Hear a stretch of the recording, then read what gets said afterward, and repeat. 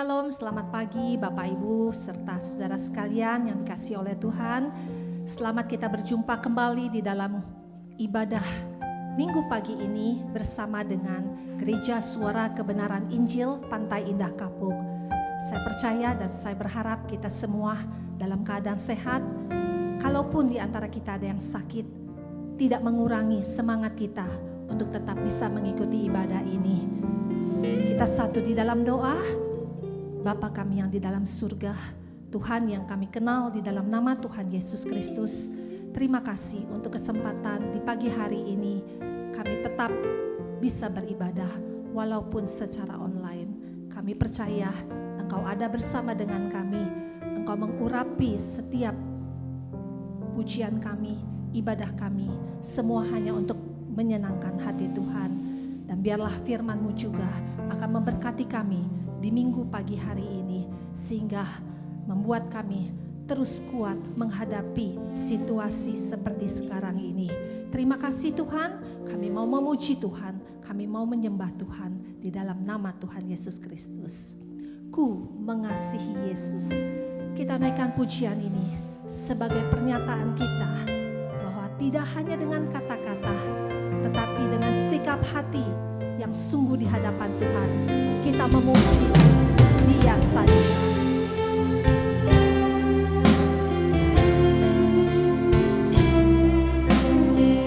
Terima kasih Tuhan untuk pagi hari ini. Haleluya.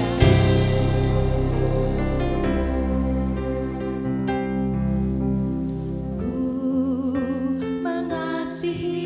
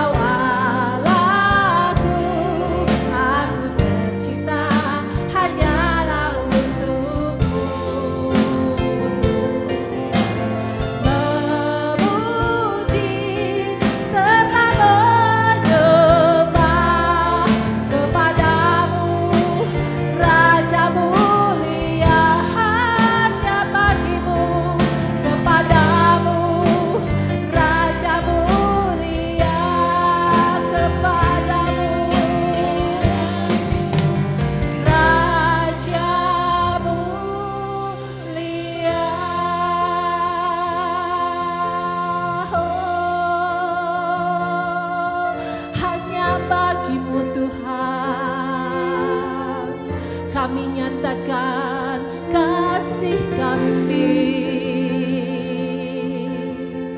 Segala puji hormat hanya bagimu, bagi Engkau Bapa, bagi Engkau Tuhan Yesus, bagi Engkau selamanya.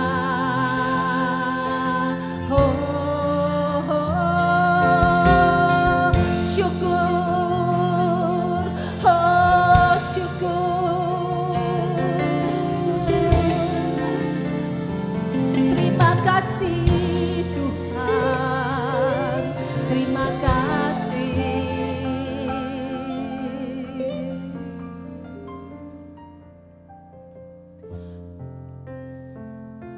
Haleluya.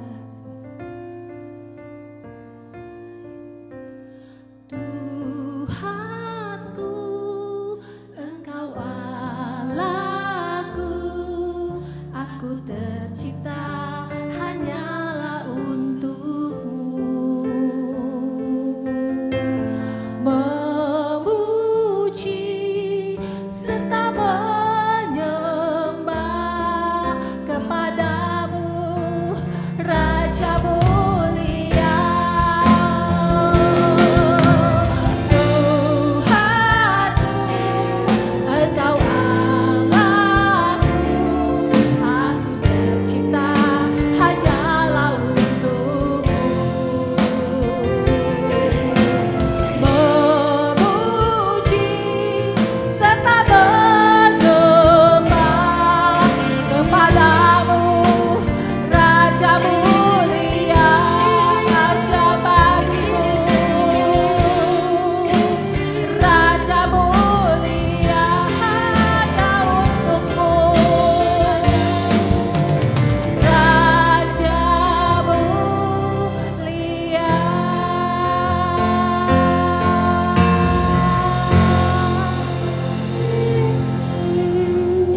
Kami buka ibadah kami di dalam nama Tuhan Yesus Kristus. Haleluya.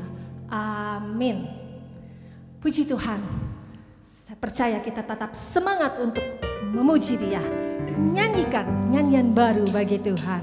Karena kasih-Nya terus terbukti dan tidak pernah berhenti.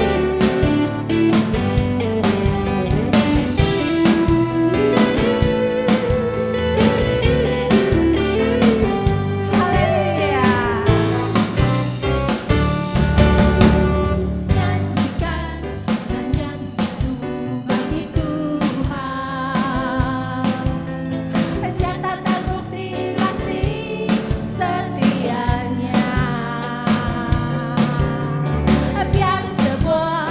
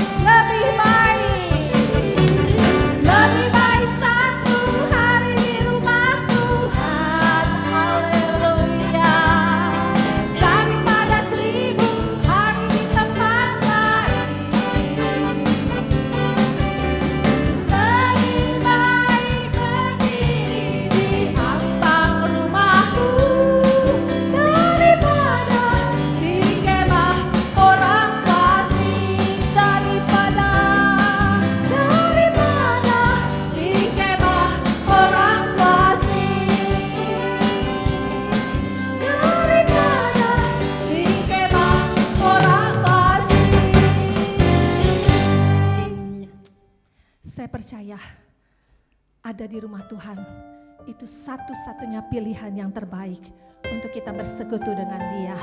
Dan sekarang kita mau mendengarkan kebenaran firman Tuhan. Biarlah pujian ini boleh mengingatkan kita semua betapa pendeknya umur hidup kita. Ku tak tahu sampai kapan hari hidupku, akhir hayatku ini tidak menentu. Namun yang pasti perjalanan hidup ini berakhir di suatu saat nanti.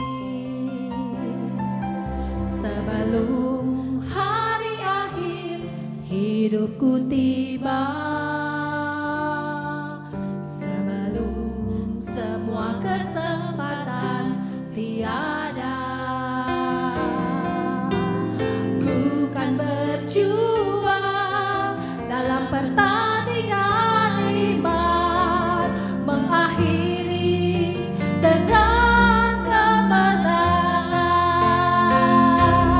Hanya satu kerinduanku, sempurna seperti Bapakku, sesuai rancangan semula,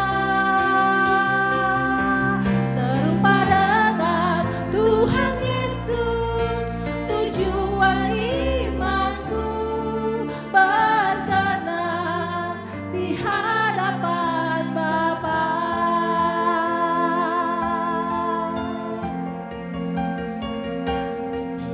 Ku tak tahu sampai kapan hari hidupku, akhir hayatku ini tidak menentu. Namun yang pasti perjalanan hidup ini berakhir di suatu saat nanti. Sebelum hari akhir hidupku tiba, sebelum semua kesempatan tiada, ku kan berjuang dalam pertandingan iman, mengakhiri dengan kemenangan. Hanya satu kerinduanku, sempurna seperti Bapakku, sesuai rancangan semula, serupa dengan Tuhan Yesus, tujuan imanku, berkenan di hadapan Bapa. Sekali lagi katakan, hanya satu kerinduanku, sempurna seperti Bapakku, sesuai rancangan semula, serupa dengan Tuhan Yesus, tujuan imanku, berkenan di hadapan Bapa. Biar kami berkenan di hadapan Bapa, selalu berkenan di hadapan Bapa.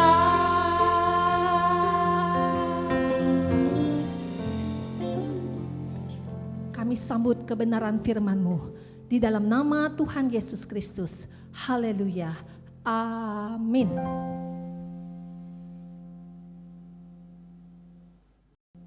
Shalom Bapak Ibu sekalian. Kita bertemu lagi di hari Minggu. Mari kita siapkan hati dan pikiran kita. Kita mau sambut firman Tuhan, firman kebenaran. Tema kita pada pagi ini adalah barang siapa menang. Seringkali di gereja kita dikatakan sebagai umat pemenang. Tetapi coba kita lihat, apa sebenarnya? Barang siapa yang menang? Alkitab berkata demikian. Mari kita tundukkan kepala lebih dahulu. Bapa di surga, kami mau belajar agar kami pun menang. Untuk itu, layakkan kami mendengar firman-Mu. Kami mau siapkan hati, kami mau siapkan pikiran kami. Layakkan mulut hamba-Mu untuk menyampaikan kebenaran ini. Agar firman yang keluar dari mulut hamba-Mu ini memiliki kuasa untuk menjangkau sampai ke ujung bumi. Kemanapun, siapapun yang mendengarnya diubahkan. Terima kasih Bapa. Hanya di dalam nama Tuhan Yesus kami berdoa. Kami sambut firman-Mu. Amin. Bapak Ibu sekalian, kalau kita membaca dari kitab Wahyu, di kitab Wahyu sering dikatakan barang siapa menang. Contoh, Wahyu 2 ayatnya yang ke-7. Saya bacakan ya. Siapa bertelinga hendaklah ia mendengarkan apa yang dikatakan Roh kepada jemaat-jemaat. Barang siapa menang, nah ini dia. Dia akan kuberi makan dari pohon kehidupan yang ada di taman Firdaus Allah. Barang siapa menang, ia akan kuberi makan dari pohon kehidupan. Bapak Ibu ingat pohon kehidupan di Taman Eden, Adam diusir karena jatuh ke dalam dosa. Dan akhirnya Adam tidak diberi makan dari pohon kehidupan. Nanti kalau kita menang, maka kita akan diberi makan dari pohon kehidupan di Taman Firdaus Allah. Artinya kita akan hidup selamanya, hidup kekal. Itu artinya. Tapi kalau menang, ingat baik-baik itu. Di ayat-ayat lain di kitab Wahyu juga disampaikan hal senada. Barang siapa menang. Misalnya Wahyu 2 ayat 11, Wahyu 2 ayat 17, Wahyu 2 ayat 26, Wahyu 3 ayat 5, ayat 12, ayat 21, dan Wahyu 21 ayat 7. Banyak sekali barang siapa menang. Ingat kitab Wahyu ini menceritakan tentang kondisi akhir. Kondisi bahkan kondisi di langit baru bumi baru. Barang siapa menang. Ya. Kalau kalah tentu tidak diberi makan dari pohon kehidupan. Bapak Ibu ingat kalau kita baca Alkitab itu harus mengerti apa yang ditulis. Jangan asal baca. Barang siapa menang, jika menang maksudnya. Ini adalah suatu pernyataan adanya suatu kondisi. If then jika maka barang siapa menang maka ayat itu berlaku. Tapi kalau seseorang tidak menang, ayat itu tidak berlaku baginya. Nah, ini loh. Jadi siapa bilang keselamatan itu tidak bersyarat? Keselamatan itu sangat bersyarat. Tuhan Yesus mati di kayu salib tanpa syarat, Pak, benar. Tetapi setelah itu bersyarat.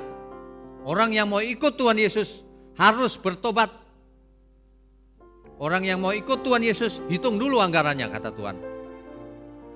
Orang yang mau ikut Tuhan Yesus mau selamat, lepaskan dari segala milikmu. Orang yang mau ikut Tuhan Yesus adalah orang yang bertobat. Berubah hidupnya dari cara hidup yang lama ke cara hidup yang baru. Ini jelas loh Bapak Ibu. Jangan pernah berpikir ikut Tuhan Yesus gampang. Ya.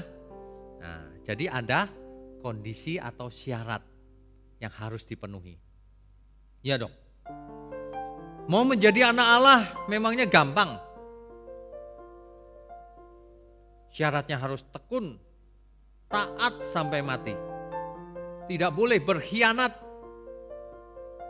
Tidak boleh menjadi orang jahat. Harus menjadi seperti Kristus. Filipi 2 ayat 5, hendaklah kamu dalam hidupmu bersama memiliki pikiran dan perasaan Kristus. Ya. Nah, jadi ciri pengajaran yang salah adalah bukan saja membuat manusia menjadi jahat. Kalau manusia dijadikan jahat ya itu sudah jelas itu ajaran yang salah. Apapun alasannya. Meskipun demi Tuhan. Sebab tidak ada yang namanya demi Tuhan tapi jahat terhadap sesama. Tidak ada. Itu pasti setan yang mengajarkannya. Tetapi menjadi manusia biasa-biasa saja itu pun sudah setan yang ngajaran. Kamu gak usah melakukan apa-apa. Kamu sudah selamat, sudah jadi anak Allah. Hanya gara-gara Kristen. Pasti setan itu. Mengajarkan Injil yang lain. Padahal Injil itu kekuatan Allah yang menyelamatkan. Yang bisa mengubah mindset. Yang membuat manusia mengerti kehendak Allah. Yang membuat manusia harus berubah hidupnya. Dirubah-rubah oleh iblis. Kamu sudah selamat. Keselamatan bukan karena perbuatan baik. Tidak perlu berubah sifatnya. Duniawi juga gak apa-apa. Nanti diampuni Tuhan. Tuhan sudah mati di kayu salib. Ini ciri ajaran sesat sebenarnya. Ya. Bahkan ketika manusia dibuat baik-baik saja. Tetapi pasif. Tidak peduli sesamanya. Dia tidak berbuat dosa. Tidak berbuat salah maksudnya secara hukum. Tapi ia tidak peduli sesamanya. Yang penting aku baik. Itu pun sudah ajaran yang salah. Sebab orang yang pasif hidupnya itu orang yang berdosa. Orang yang meleset dari rancangan Tuhan. Tuhan tidak pernah mengharapkan manusia itu menjadi manusia yang pasif, yang malas. Ya. Orang-orang yang seperti ini tidak menyadari adanya suatu perlombaan yang diwajibkan. Alkitab Ibrani 12 ayat 1. Kita baca ya. Ibrani pasal 12 ayatnya yang pertama. Karena kita mempunyai banyak saksi bagaikan awan yang mengelilingi kita, marilah kita menanggalkan semua beban dan dosa yang begitu merintangi kita. Dan berlomba dengan tekun dalam perlombaan yang diwajibkan bagi kita. Berlomba dengan tekun. Jadi kita semua itu tidak bisa lepas sedang ikut perlombaan yang diwajibkan. Dalam suatu perlombaan, kalau mau menang harus berusaha dengan sekuat tenaga. Dengan sekuat daya yang ada. Harus mengerahkan seluruh usaha kita. Kalau enggak menang. Dalam suatu perlombaan tentu saja ada yang gagal, ada yang kalah. Siapa bilang sudah ikut pertandingan pasti menang? Tidak ada. Pertandingan bisa kalah, bisa menang. Kalau Alkitab memakai kata perlombaan, ini bukan tanpa maksud. Maksudnya supaya kita ikut perlombaan. Berusaha semaksimal mungkin. Kalau tidak, kalah dalam perlombaan itu. Jelas ya? Jangan bergantung pada takdir. Harus ikut perlombaan. Makanya pernyataan tadi benar. If, then, jika, maka, barang siapa menang, maka ada kondisi. Ya, amin Bapak Ibu. Sebab akan ada penghakiman yang adil. Bapak Ibu jangan berpikir bahwa Tuhan tidak mengadili loh. Tuhan itu mengadili semua orang. Termasuk orang percaya. Roma 3 ayat 4. Coba kita baca Roma 3 ayat 4.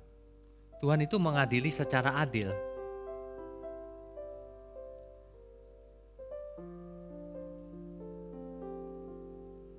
Di situ dikatakan, seperti ada tertulis, supaya engkau ternyata benar dalam segala firman-Mu dan menang jika engkau dihakimi. Seandainya Allah dihakimi, pasti menang. Kenapa? Adil. Adil itu bagaimana?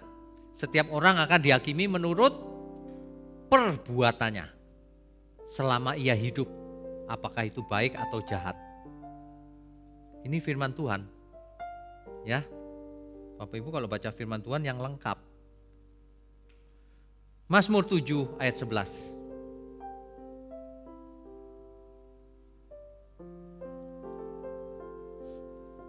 Allah adalah hakim yang adil dan Allah yang murka setiap saat. Bisa marah, tapi hakim yang adil. Satu lagi kita baca 2 Timotius 4 ayat 8. 2 Timotius 4 ayat 8. Sekarang telah tersedia bagiku mahkota kebenaran yang akan dikaruniakan kepadaku oleh Tuhan, hakim yang adil pada harinya. Tetapi bukan hanya kepadaku, melainkan juga kepada semua orang yang merindukan kedatangannya. Semua orang yang merindukan kedatangannya. Kalau orang yang tidak merindukan kedatangan Tuhan, ya tidak akan dikaruniakan kepadanya mahkota kebenaran. Jadi semua sebenarnya berkondisi. Sejak kapan firman Tuhan itu tidak ada kondisinya? Ini ajaran-ajaran yang salah. Kita itu diberi kondisi, kuduslah kamu sebab aku kudus. Kalau nggak kudus ditolak Tuhan, begitu loh maksudnya. Jelas ya? Nah, jadi bisa tidak lulus. Jangankan orang biasa. Seorang yang melayani Tuhan saja bisa tidak lulus. Seorang pendeta saja yang melayani ritual di gereja, liturgi, bisa ditolak Tuhan. Sebab bukan orang yang memanggil Tuhan, Tuhan yang masuk kerajaan surga, tapi yang melakukan kehendak Bapanya di surga. Matius 7 ayat 21 sampai 23 itu. Nanti dibaca ya. Ada banyak ayat Alkitab yang menyatakan bahwa kita bisa tidak lulus. Bisa. Tidak merasa sudah selamat terus selamat selamanya. Nah kalau di tengah kehidupannya lalu murtad, kembali ke masa lalu, tidak pernah bertobat lagi setelah itu, ya dia binasa. Ya, banyak orang itu tahu akan haknya sebagai anak Allah, tapi tidak mau belajar akan kewajibannya. Padahal sebagai anak Allah kita punya kewajiban. Oleh karena itu engkau orang berhutang, berkewajiban untuk hidup menurut roh, bukan hidup menurut daging. Ini berulang kali loh firman ini disampaikan. Ya. Mereka pikir kalau Yesus mati di kayu salib bagi kita, lalu kita tidak dituntut untuk melakukan kewajiban kita. Enak saja.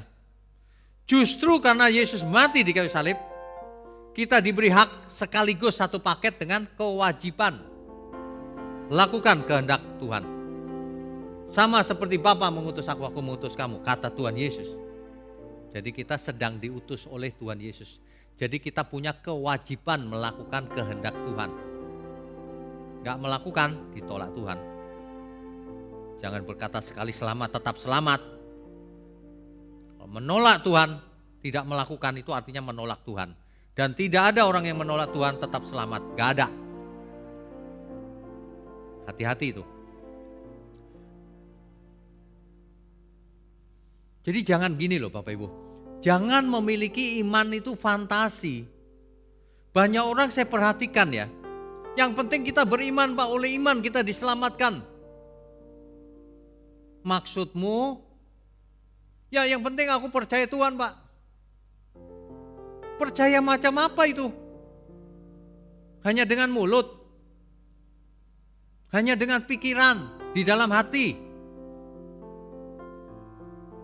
Iman macam apa itu? Orang-orang kalau ngomong iman itu maksudnya itu biasanya. Kalau kita mengatakan iman itu perbuatan, mereka lebih senang keselamatan bukan karena perbuatan baik. Padahal iman tanpa perbuatan sia-sia. Banyak orang imannya itu merenungkan firman Tuhan. Cuma merenungkan. Belum sampai melakukan apalagi berubah kodrat. Ya. Cuma merenungkan. Kalau cuma merenungkan sama saja dengan orang yang rajin olahraga Pak saya. Tapi cuma dalam hati. Rajin olahraga Pak, cuma saya renungkan tapi. Itu fantasi namanya Bapak Ibu. Ya. Jika seseorang tidak dalam keadaan siaga penuh, karena lagi perlombaan, ia mudah dikalahkan oleh iblis. Ia mudah dikalahkan iblis. Oleh sebab itu kita harus selalu sadar dan berjaga-jaga. Jangan merasa sudah selamat. Jangan merasa sudah ditentukan Tuhan selamat. Gak ada yang seperti itu. Alkitab gak ada yang seperti itu. Semua ayat-ayat Alkitab memperingatkan akan bahaya si iblis. Memperingatkan bahwa kita harus berjaga-jaga. Coba kita baca secara teliti ya. 1 Petrus 5 ayat 8.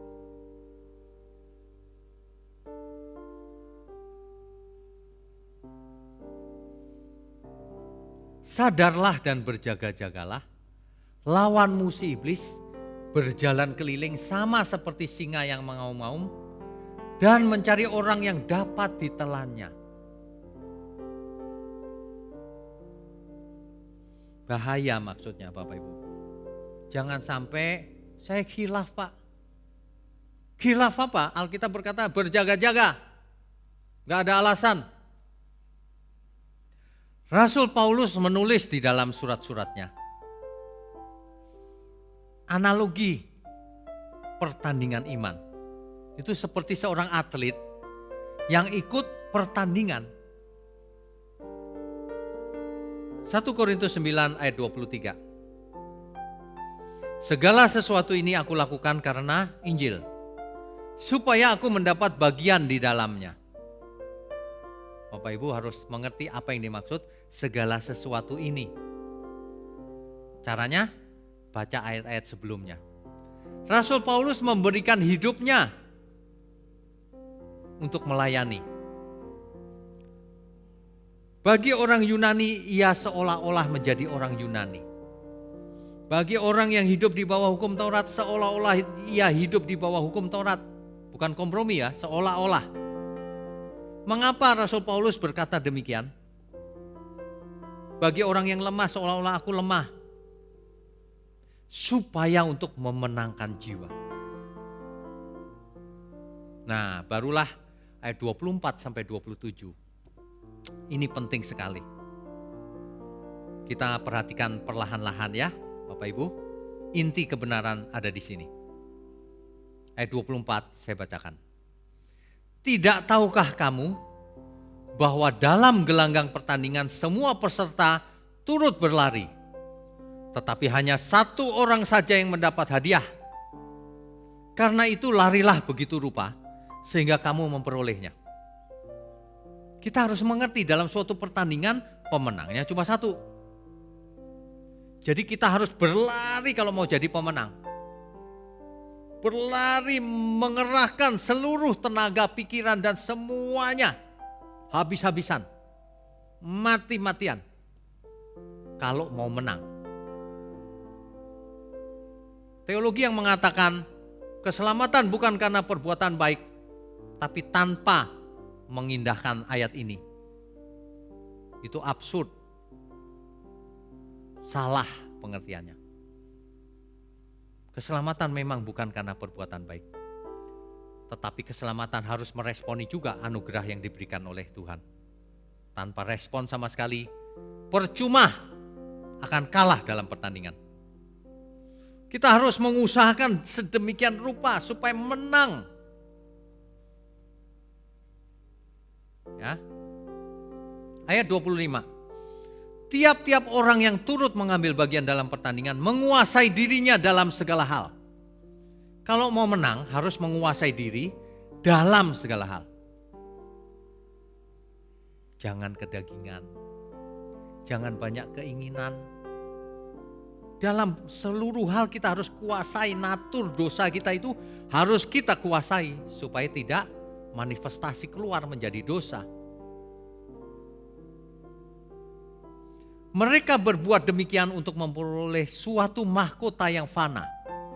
Kalau pertandingan di bumi ini untuk dapat mahkota yang fana. Tetapi kita untuk memperoleh suatu mahkota yang abadi. Perhatikan baik-baik. Kita mau dapatkan mahkota yang abadi di kerajaan surga. Bukan yang fana. Sebab itu aku tidak berlari tanpa tujuan, tidak ngawur. Dan aku bukan petinju yang sembarangan saja memukul. Tidak. Setiap langkah hidup kita, setiap perbuatan kita bukan sembarangan. Bukan kebetulan. Tapi diarahkan ke tujuan yang sama. Untuk memperoleh mahkota yang abadi. Siapa yang memberi mahkota? Tuhan. Ayat 27. Ini yang puncaknya. Tetapi aku melatih tubuhku dan menguasainya seluruhnya. Supaya sesudah memberitakan Injil kepada orang lain, jangan aku sendiri ditolak. Ayat ini menjadi masalah Bapak Ibu. Ayat ini menjadi masalah. Sebab kalau Bapak Ibu membaca komentari-komentari, ayat ini dijelaskan Rasul Paulus takut ditolak oleh manusia. Begitu ajarannya. Coba kita dengan jujur melihat kembali ya. Di ayat 27, di situ dikatakan aku melatih tubuhku. Melatih di situ dipakai kata hupopiazo dalam teks asli Alkitab. Hupopiazo artinya to disiplin. Aku mendisiplinkan hidupku. Aku melatih tubuhku sampai batas-batas kemampuanku. Ngotot, mengerahkan seluruh tenaga pikiran dan perasaan. Dan menguasainya seluruhnya. Supaya tidak dikuasai oleh kodrat dosa. Supaya sesudah memberitakan Injil, memberitakan di sini keruksas dari akar kata keruso. Itu maksudnya memberitakan dengan suara keras. Rasul Paulus kalau memberitakan Injil luar biasa. Supaya sesudah memberitakan Injil itu kepada orang lain, jangan aku sendiri ditolak. Adokimos. Adokimos. Jangan aku sendiri adokimos. Artinya jangan aku sendiri tidak memenuhi syarat. Sehingga tidak mendapatkan mahkota abadi. Sehingga aku sendiri tidak layak untuk menerima mahkota abadi. Sehingga aku sendiri ditolak sehingga tidak menerima mahkota abadi. Sehingga aku sendiri tidak dinilai sama sekali. Valueless. Tidak bernilai. Nah, ditolak oleh siapa? Ditolak tidak mendapatkan mahkota abadi, ditolak manusia atau ditolak Tuhan? Rasul Paulus sesungguhnya tidak takut ditolak oleh manusia. Karena ia memang sudah mengalami penolakan. Bukan hanya penolakan, ia disiksa, dianiaya, dipenjara. Ia sudah biasa ditolak manusia. Bukan itu yang ditakutkan oleh Rasul Paulus. Perhatikan konteks dekatnya. 1 Korintus 9 ayat 25. Perhatikan ayat 25.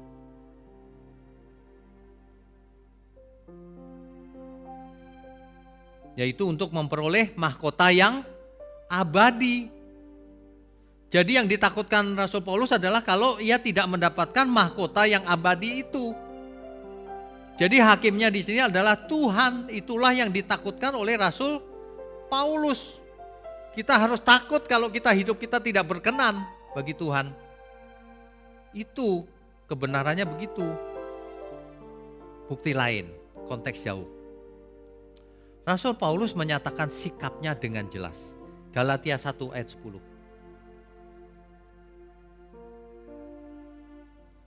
Jadi bagaimana sekarang?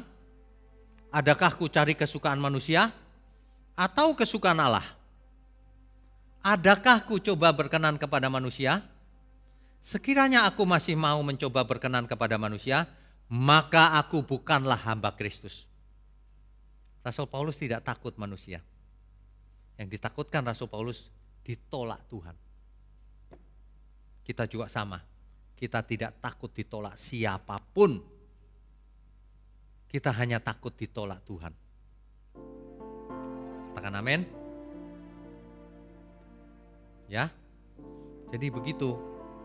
Kalau kita baca Alkitab tuh harus melihat konteksnya. Sebab hakimnya dari pertandingan itu adalah Tuhan.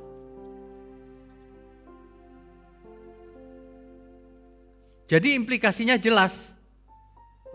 Iman itu harus ada perjuangannya untuk meraih mahkota itu. Supaya jangan kita ditolak. Satu lagi ya ayatnya. Kisah Rasul 18 ayat 5 sampai 6. Kisah Rasul 18 ayat 5 sampai 6.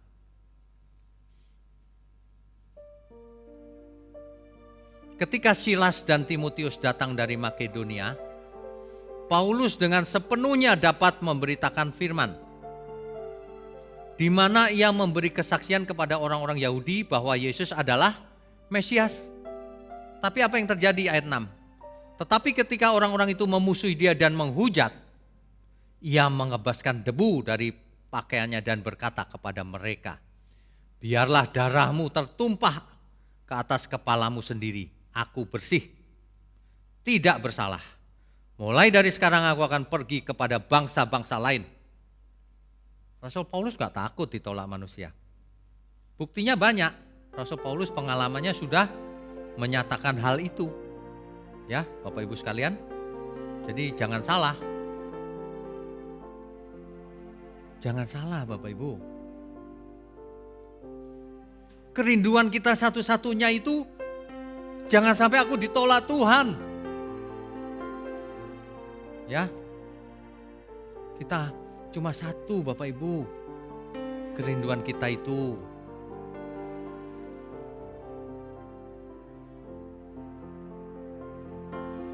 Hanya satu kerinduanku, sempurna seperti Bapakku, sesuai rancangan semula, serupa dengan Tuhan Yesus. Tujuan imanku berkenan di hadapan Bapa. Hanya satu kerinduanku, sempurna seperti Bapakku, sesuai rancangan semula, serupa dengan Tuhan Yesus. Tujuan imanku berkenan di hadapan Bapa. Bapak Ibu sekalian, umat Tuhan dimanapun berada, mestinya kerinduan kita sempurna seperti Bapa. Sebab Tuhanlah yang memerintahkan kita untuk sempurna seperti Bapa. Mari kita lupakan semua pengaruh yang tidak sesuai dengan firman Tuhan. Kita harus taat pada apa kata Tuhan Yesus. Jangan pada teolog-teolog siapapun. Ya. Sebab keselamatan kita tergantung dari Tuhan Yesus. Bukan tergantung dari buku atau teolog siapapun. Ingat Bapak Ibu, mari kita fokus. Mari kita fokuskan diri. Hanya satu kerinduanku, sempurna seperti Bapakku, sesuai rancangan semula. Serupa dengan Tuhan Yesus, tujuan imanku, berkenan di hadapan Bapa. Hanya satu kerinduanku, sempurna seperti Bapakku, sesuai rancangan semula. Serupa dengan Tuhan Yesus, tujuan imanku, berkenan di hadapan Bapa. Berkenan di hadapan Bapa.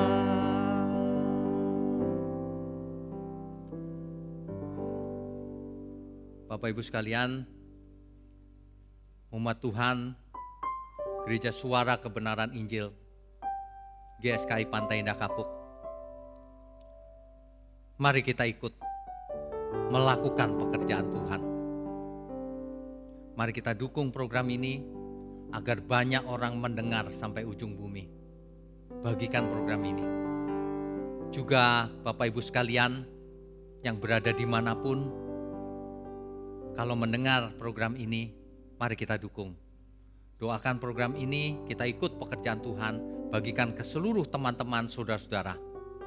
Bagi Bapak Ibu yang mendukung secara dana dan juga doa dan semuanya, mari kita teruskan pekerjaan Tuhan. Mari kita tundukkan kepala. Bapa di surga, tidak ada orang yang lebih berbahagia selain kami yang mendengar firman-Mu yang benar. Selain kami yang diberi kesempatan untuk ikut serta dalam pekerjaan Tuhan. Terima kasih Tuhan. Bapa, hamba secara khusus ingin berdoa untuk semua orang yang mendukung program ini. Baik dalam segala hal. Tuhan berkati berlimpah-limpah. Agar menjadi berkat di seluruh hidupnya. Bapa, berkati kami dengan kesehatan yang prima, umur panjang. Agar kami menggunakan waktu yang ada semaksimal mungkin, agar kami sempurna seperti Bapa. Terima kasih ya Bapa. Bapak Ibu sekalian, mari kita angkat tangan kita. Kami sambut segala berkat yang turun dari surga. Di dalam nama Bapa, Putra, dan Roh Kudus. Amin.